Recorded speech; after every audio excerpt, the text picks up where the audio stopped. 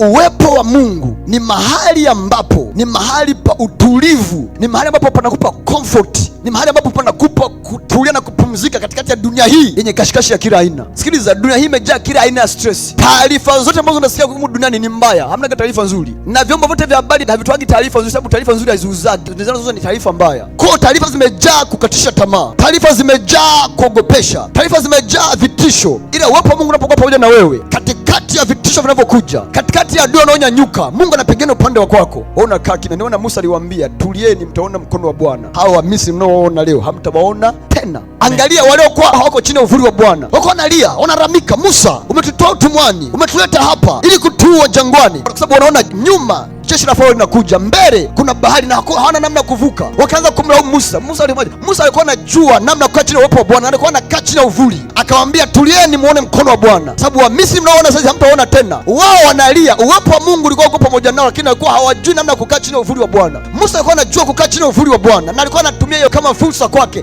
ya kukaa na kutulia. Hakuwa na hofu, hakuwa analalamika. Musa hakuwa kulalamika, wao hakuwa naogopa, wakalia, wakawa na stress. Mwenye pressure pengine alikufa sababu ya kuogopa. Musa hakuwa na shida kwa sababu uwepo wa Mungu ulikuwa pamoja naye. Kwa uwepo wa Mungu ulikuwa ni kama ngao kwa Musa, ilimkinga na hasira za wana wa Israeli, sababu si mara moja wataka kumpiga mawe.